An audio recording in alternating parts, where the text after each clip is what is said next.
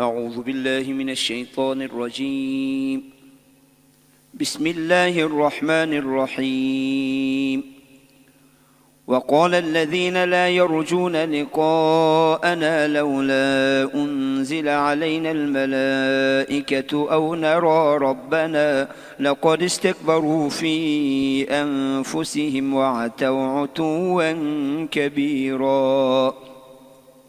يوم يرون الملائكة لا بشرى يومئذ للمجرمين ويقولون حجرا محجورا. وقدمنا إلى ما عملوا من عمل فجعلناه هباء منثورا. أصحاب الجنة يومئذ خير مستقرا وأحسن مقيلا. ويوم تشقق السماء بالغمام ونزل الملائكة تنزيلا. الملك يومئذ الحق للرحمن وكان يوما على الكافرين عسيرا. ويوم يعض الظالم على يديه يقول يا ليتني اتخذت مع الرسول سبيلا. يا ويلتى ليتني لم أتخذ فلانا خليلا لقد أضلني عن الذكر بعد إذ جاءني وكان الشيطان للإنسان خذولا. وقال الرسول يا رب إن قوم اتخذوا هذا القرآن مهجورا. وكذلك جعلنا لكل نبي عدوا من المجرمين وكفى بربك هاديا ونصيرا. وقال الذين كفروا لولا نزل عليه القرآن جملة واحدة كذلك لنثبت به فؤادك ورتلناه ترتيلا. ولا يأتونك بمثل إلا جئناك بالحق وأحسن تفسيرا. الذين يحشرون على وجوههم إلى جهنم أولئك شر مكانا وأضل سبيلا. ولقد آتينا موسى الكتاب وجعلنا معه أخاه هارون وزيرا. فقلنا اذهبا إلى القوم الذين كذبوا بآياتنا فدمرناهم تدميرا. وقوم نوح لما كذبوا الرسل أورقناهم وجعلناهم للناس آية وأعتدنا للظالمين عذابا أليما. وعادا وثمود وأصحاب الرس وقرونا بين ذلك كثيرا وكلا ضربنا له الأمثال وكلا تبرنا تتبيرا. ولقد أتوا على القرية التي أمطرت مطر السوء أفلم يكونوا يرونها بل كانوا لا يرجون نشورا. وإذا رأوك إن يتخذونك إلا هزوا أهذا الذي بعث الله رسولا إن كاد ليضلنا عن آلهتنا لولا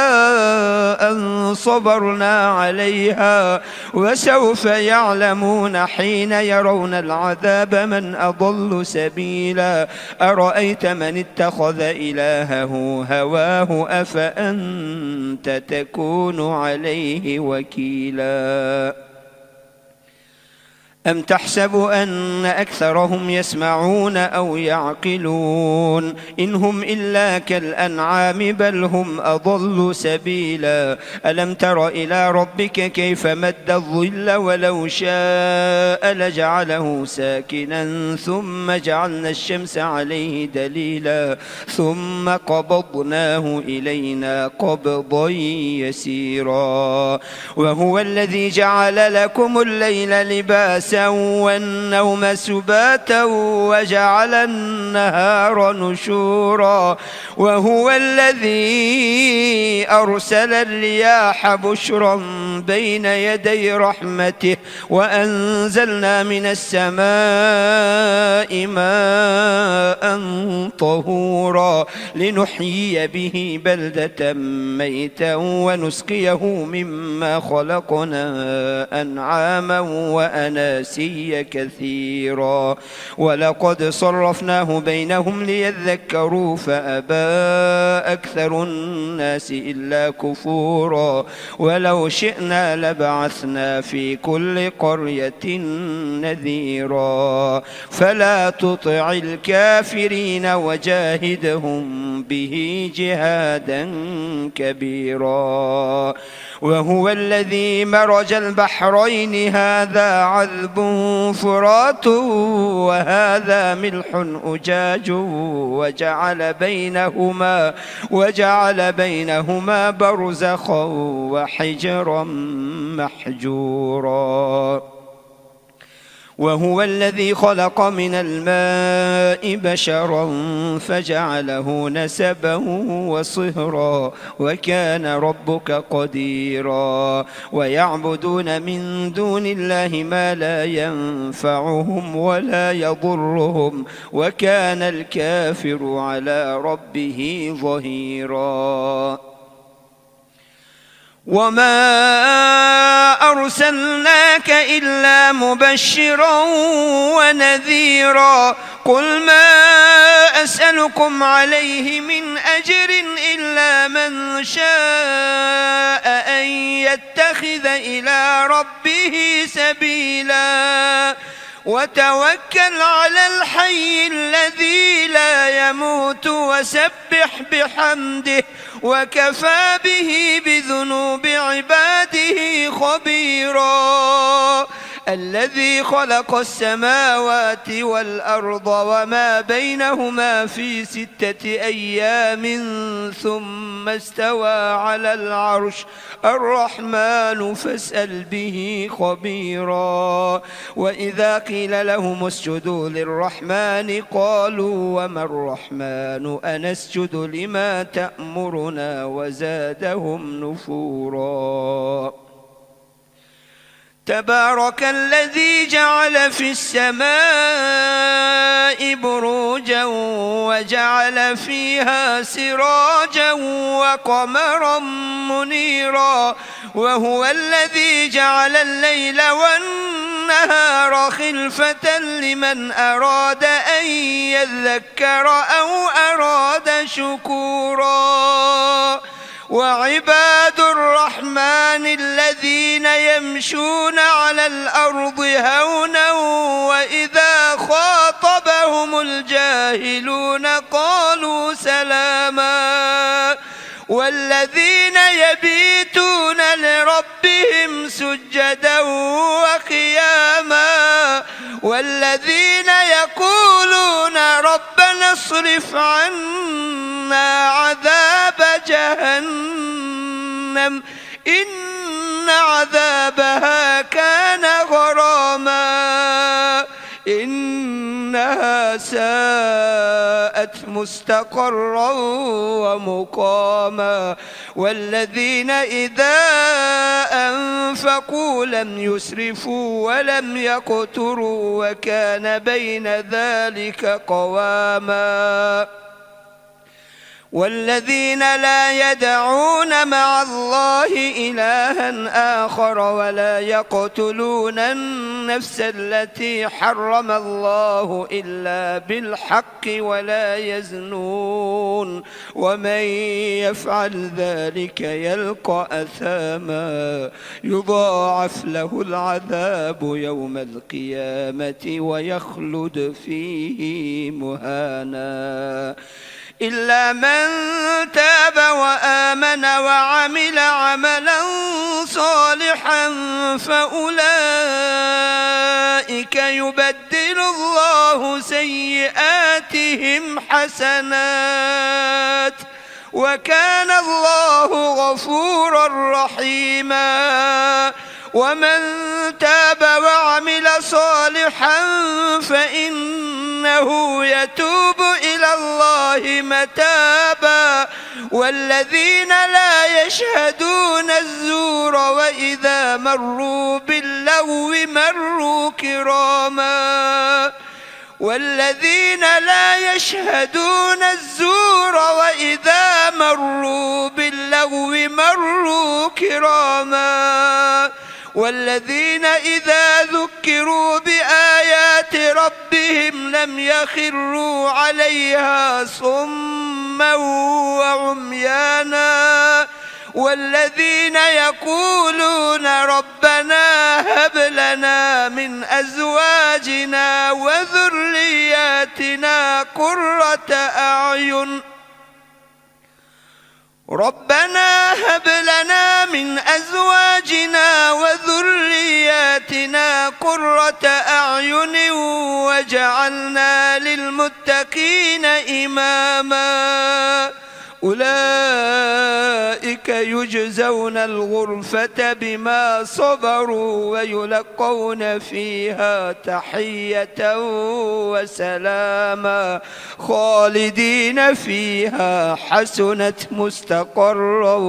ومقاما قل ما يعبأ بكم ربي لولا دعاؤكم فقد كذبتم فسوف يكون لزاما. بسم الله الرحمن الرحيم طاسيم تلك آيات الكتاب المبين لعلك باخع نفسك ألا يكونوا مؤمنين إن نشأ ننزل عليهم من السماء آية فظلت أعناقهم لها خاضعين وما يأتيهم من ذكر من الرحمن محدث إلا كانوا عنه معرضين فقد كذبوا فسيأتيهم أنباء ما كانوا به يستهزئون أولم يروا إلى الأرض كم أنبتنا فيها من كل زوج كريم إن في ذلك لآية وما كان أكثرهم مؤمنين وإن ربك لهو العزيز الرحيم وإذ نادى ربك موسى أن ائت القوم الظالمين قوم فرعون ألا يتقون قال رب إني أخاف أن يكذبون ويضيق صدري ولا ينطلق لساني فأرسل إلى هارون ولهم علي ذنب فأخاف أن يقتلون قال كلا فاذهبا بآياتنا إنا معكم مستمعون فأتيا فرعون فقولا إنا رسول رب العالمين أن أرسل معنا بني إسرائيل قال ألم نربك فينا وليدا ولبثت فينا من عمرك سنين وفعلت فعلتك التي فعلت وأنت من الكافرين قال فعلتها إذا وأنا من الضالين ففررت منكم لما خفتكم فوهب لي ربي حكما وجعلني من المرسلين وتلك نعمة تمنها علي أن عبدت بني إسرائيل قال فرعون وما رب العالمين قال رب السماوات والأرض وما بينهما إن كنتم موقنين قال لمن حوله ألا تستمعون قال ربكم ورب آبائكم الأولين قال إن رسولكم الذي أرسل إليكم لمجنون قال رب المشرق والمغرب وما بينهما إن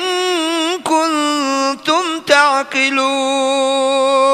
قال لئن اتخذت إلها غيري لأجعلنك من المسجونين قال أولو جئتك بشيء مبين قال فأت به إن كنت من الصادقين فألقى عصاه فإذا هي ثعبان مبين ونزع يده فإذا هي بيضاء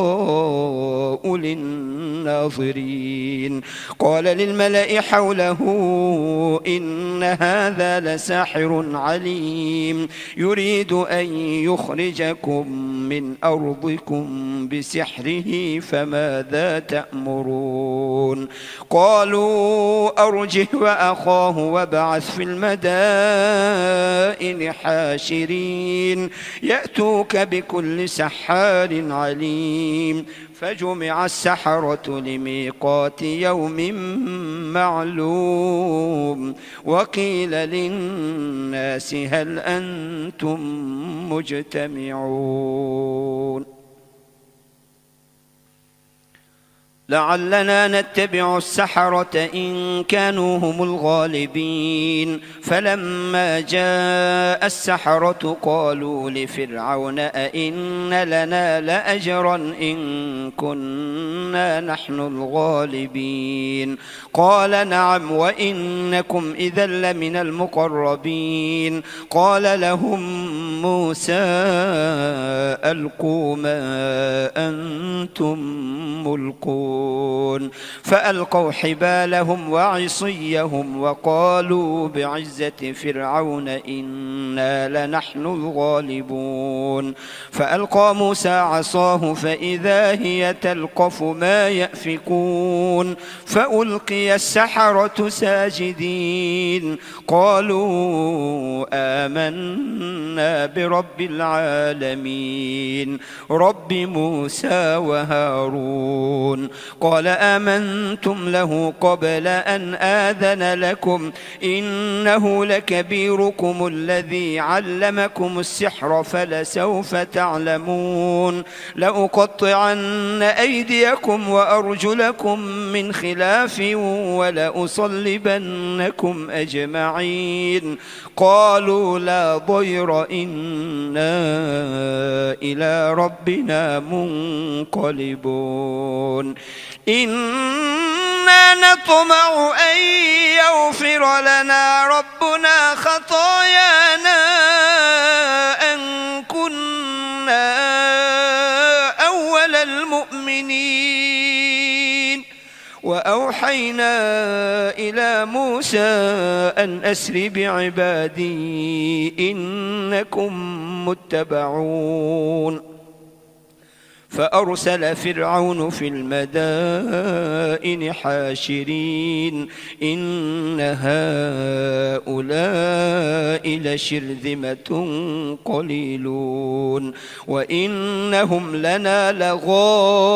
لغائظون وإنا لجميع حاذرون فأخرجناهم من جنات وعيون وكنوز ومقام كريم كذلك وأورثناها بني إسرائيل فأتبعوهم مشرقين فلما تراءى الجمعان قال أصحاب موسى إنا لمدركون قال كلا إن معي ربي سيهدين فأوحينا إلى موسى أن اضرب بعصاك البحر فانفلق فكان كل فرق كالطود العظيم. وأزلفنا ثم الآخرين وأنجينا موسى ومن معه أجمعين ثم أغرقنا الآخرين إن في ذلك لآية وما كان أكثرهم مؤمنين وإن ربك لهو العزيز الرحيم. واتل عليهم نبأ إبراهيم إذ قال لأبيه وقومه ما تعبدون قالوا نعبد أصناما فنظل لها عاكفين قال هل يسمعونكم إذ تدعون أو ينفعونكم أو يضرون قالوا بل وجدنا آباءنا كذلك يفعلون قال أفرأيتم ما كنتم تعبدون أنتم وآباؤكم الأقدمون فإنهم عدو لي إلا رب العالمين الذي خلقني فهو يهدين والذي هو يطعمني ويسقين وإذا مرضت فهو يشفين والذي يميتني ثم يحيين والذي أطمع أن يغفر لي خطيئتي يوم الدين رب هب لي حكما وألحقني بالصالحين واجعل لي لسان صدق في الآخرين واجعلني من ورثة جنة النعيم واغفر لأبي إنه كان من الضالين ولا تخزني يوم يبعثون يوم لا ينفع مال ولا بنون إلا من أتى الله بقلب سليم وأزلفت الجنة للمتقين وبرزت الجحيم للغاوين وقيل لهم أين ما كنتم تعبدون من دون الله هل ينصرونكم أو ينتصرون فكبكبوا فيها هم والغاوون وجنود إبليس أجمعون قالوا وهم فيها يختصمون تالله إن كنا لفي ضلال مبين إذ نسويكم برب العالمين وما أضلنا إلا المجرمون فما لنا من شافعين ولا صديق حميم فلو أن لنا كرة فنكون من المؤمنين إن في ذلك لآية وما كان أكثرهم مؤمنين وإن ربك لهو العزيز الرحيم كذبت قوم نوح المرسلين إذ قال لهم أخوهم نوح ألا تتقون إني لكم رسول أمين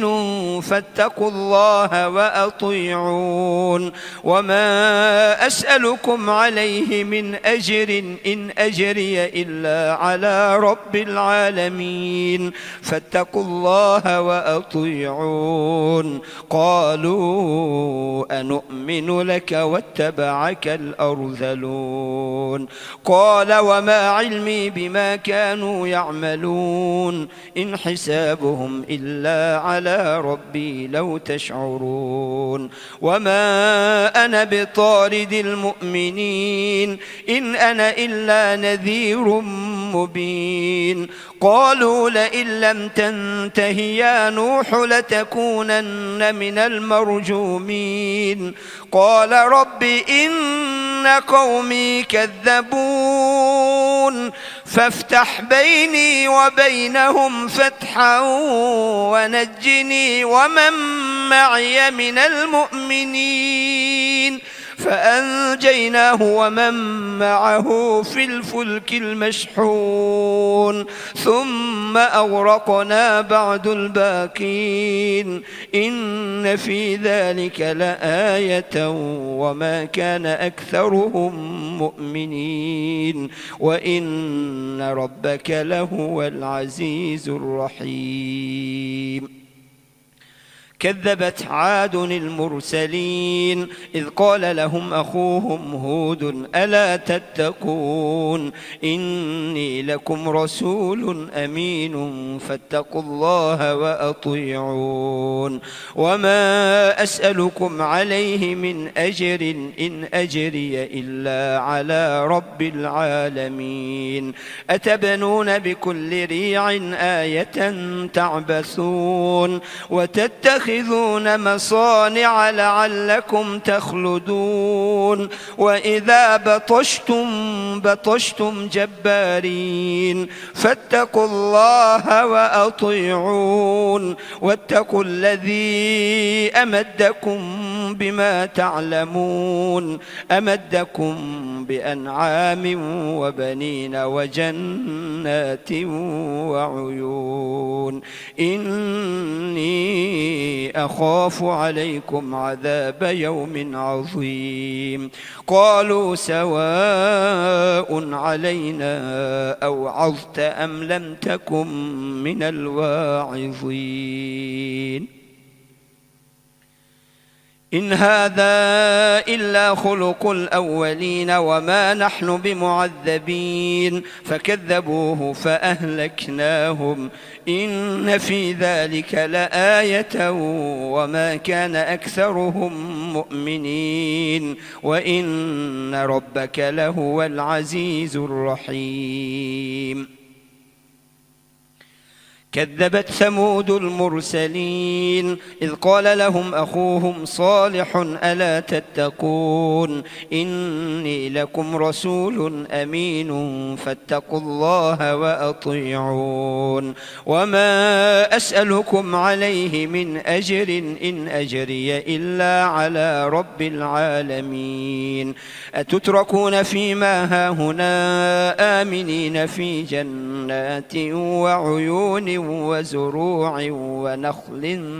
طلعها هضيم وتنحتون من الجبال بيوتا فارهين فاتقوا الله وأطيعون ولا تطيعوا أمر المسرفين الذين يفسدون في الأرض ولا يصلحون قالوا إنما أنت من المسحرين ما أنت إلا بشر مثلنا فأت بآية إن كنت من الصادقين قال هذه ناقة لها شرب ولكم شرب يوم معلوم ولا تمسوها بسوء فيأخذكم عذاب يوم عظيم فعقروها فأصبحوا نادمين فأخذهم العذاب إن في ذلك لآية وما كان أكثرهم مؤمنين وإن ربك لهو العزيز الرحيم. كذبت قوم لوط المرسلين إذ قال لهم أخوهم لوط ألا تتقون إني لكم رسول أمين فاتقوا الله وأطيعون وما أسألكم عليه من أجر إن أجري إلا على رب العالمين أتأتون الذكران من العالمين وتذرون ما خلق لكم لكم ربكم من أزواجكم بل أنتم قوم عادون قالوا لئن لم تنته يا لوط لتكونن من المخرجين قال إني لعملكم من القالين رب نجني وأهلي مما يعملون فنجيناه وأهله أجمعين إلا عجوزا في الغابرين ثم دمرنا الآخرين وأمطرنا عليهم مطرا فساء مطر المنذرين إن في ذلك لآية وما كان أكثرهم مؤمنين وإن ربك لهو العزيز الرحيم كذب أصحاب الأيكة المرسلين إذ قال لهم شعيب ألا تتقون إني لكم رسول أمين فاتقوا الله وأطيعون وما أسألكم عليه من أجر إن أجري إلا على رب العالمين أوفوا الكيل ولا تكونوا من المخسرين وزنوا بالقسط المستقيم ولا تبخسوا الناس أشياءهم ولا تعثوا في الأرض مفسدين واتقوا الذي خلقكم والجبلة الأولين قالوا إنما أنت من المسحرين وما أنت إلا بشر مثلنا وإن نظنك لمن الكاذبين فأسقط علينا كسفا من السماء إن كنت من الصادقين قال ربي أعلم بما تعملون فكذبوه فأخذهم عذاب يوم الظلة إنه كان عذاب يوم عظيم إن في ذلك لآية وما كان أكثرهم مؤمنين وإن ربك لهو العزيز الرحيم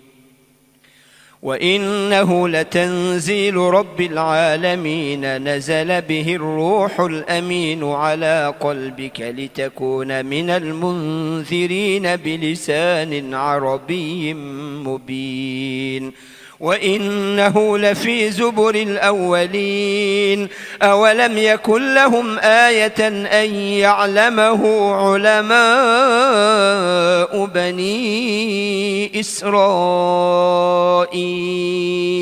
ولو نزلناه على بعض الأعجمين فقرأه عليهم ما كانوا به مؤمنين كذلك سلكناه في قلوب المجرمين لا يؤمنون به حتى يروا العذاب الأليم فيأتيهم بغتة وهم لا يشعرون فيقول هل نحن منظرون أفبعذابنا يستعجلون فيقولوا هل نحن منظرون أفبعذابنا يستعجلون أفرأيت إن متعناهم سنين ثم جاءهم ما كانوا يوعدون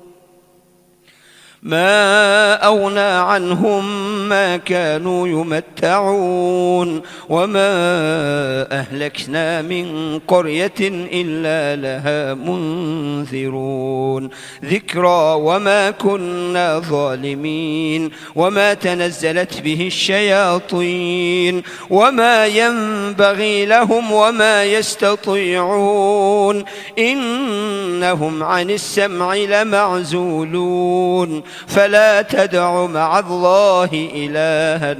آخر فتكون من المعذبين وأنذر عشيرتك الأقربين واخفض جناحك لمن اتبعك من المؤمنين فإن عصوك فقل إني بريء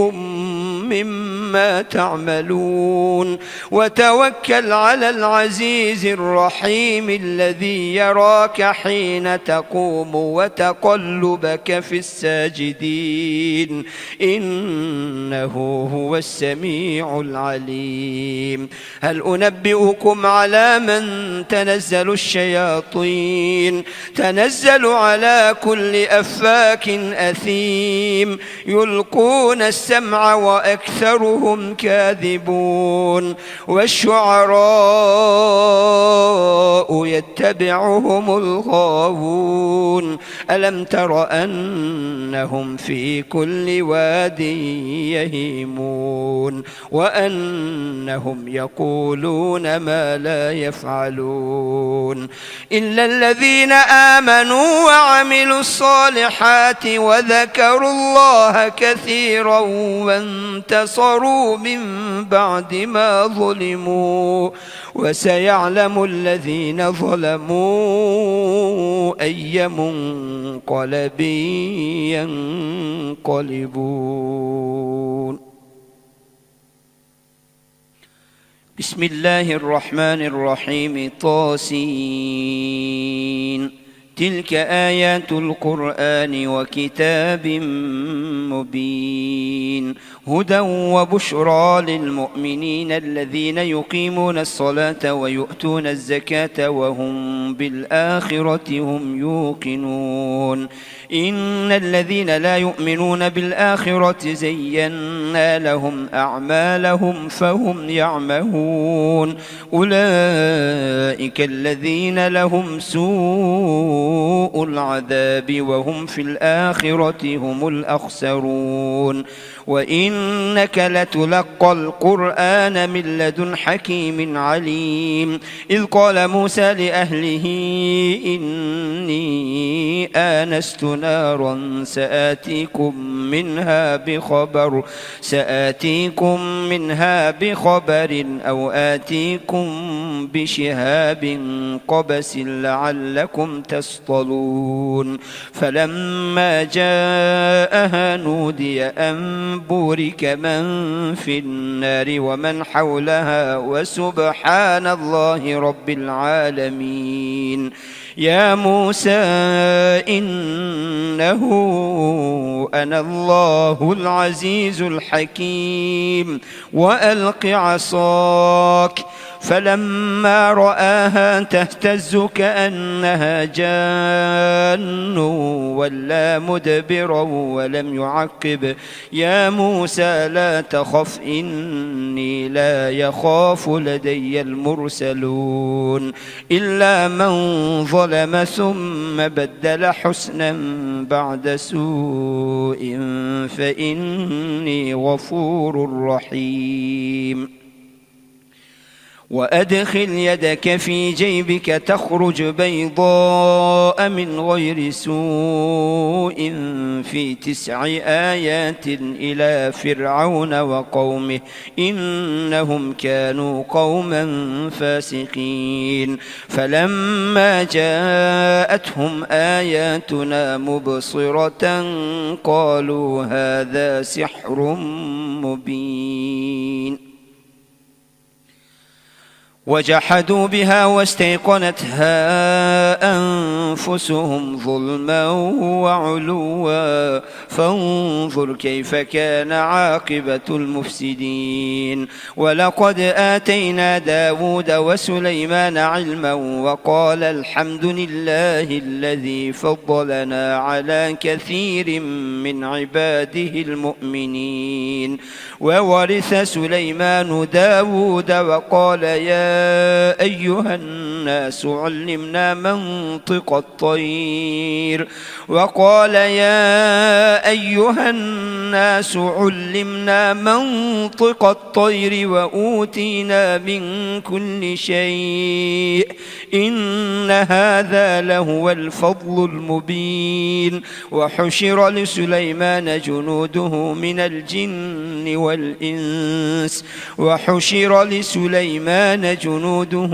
الجن والإنس والطير فهم يوزعون حتى إذا أتوا على واد النمل قالت نملة يا أيها النمل ادخلوا مساكنكم لا يحطمنكم سليمان وجنوده وهم لا يشعرون فتبسم ضاحكا من قولها وقال رب أوزعني أن أشكر نعمتك التي أنعمت علي وعلى والدي وأن أعمل صالحا ترضاه وأدخلني برحمتك في عبادك الصالحين وتفقد الطير فقال ما لي لا أرى الهدهد أم كان من الغائبين لأعذبنه عذابا شديدا أو لأذبحنه أو ليأتيني بسلطان مبين فمكث غير بعيد فقال أحطت بما لم تحط به وجئتك من سبأ بنبأ يقين إني وجدت امرأة تملكهم وأوتيت من كل شيء ولها عرش عظيم وجدتها وقومها يسجدون للشمس من دون الله وزين لهم الشيطان أعمالهم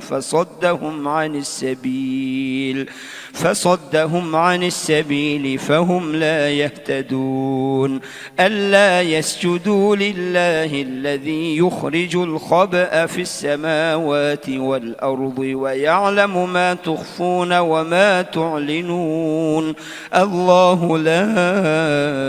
إله إلا هو رب العرش العظيم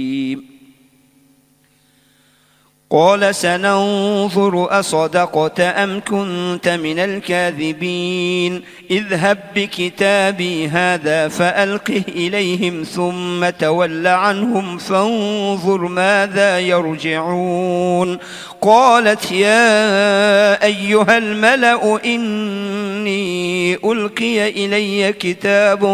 كريم إنه من سليمان وإنه بسم الله الرحمن الرحيم ألا تعلوا علي وأتوني مسلمين قالت يا أيها الملأ أفتوني في أمري ما كنت قاطعة أمرا حتى تشهدون قالوا نحن أولو قوة وأولو بأس شديد والأمر إليك فانظري ماذا تأمرين قالت إن الملوك إذا دخلوا قرية أفسدوها وجعلوا أعزة أهلها أذلة وكذلك يفعلون وإني مرسلة إليهم بهدية فناظرة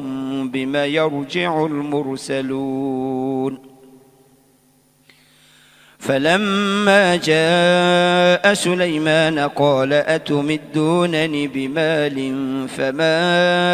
آتاني الله خير مما آتاكم بل أنتم بهديتكم تفرحون ارجع إليهم فلنأتينهم بجنود لا قبل لهم بها ولنخرجنهم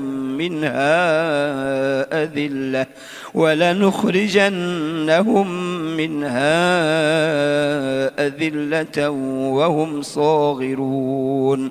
قال يا أيها الملأ أيكم يأتيني بعرشها قبل أن يأتوني مسلمين قال عفريت من الجن أنا آتيك به قبل أن تقوم من مقامك وإني عليه لقوي أمين قال الذي عنده علم من الكتاب أنا آتيك به قبل أن يرتد إليك طرفك فلما رآه مستقرا عنده قال هذا من فضل ربي ليبلوني أأشكر أم أكفر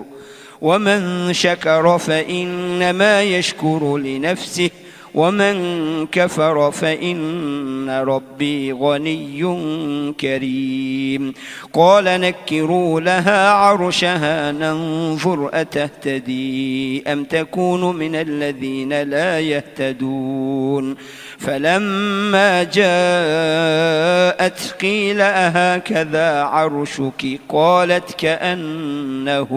هو وأوتينا العلم من قبلها وكنا مسلمين وصدها ما كانت تعبد من دون الله إنها كانت من قوم كافرين قيل لها ادخل الصرح فلما رأته حسبته لجة وكشفت عن ساقيها قال إنه صرح ممرد من قوارير قالت رب إني ظلمت نفسي وأسلمت مع سليمان لله رب العالمين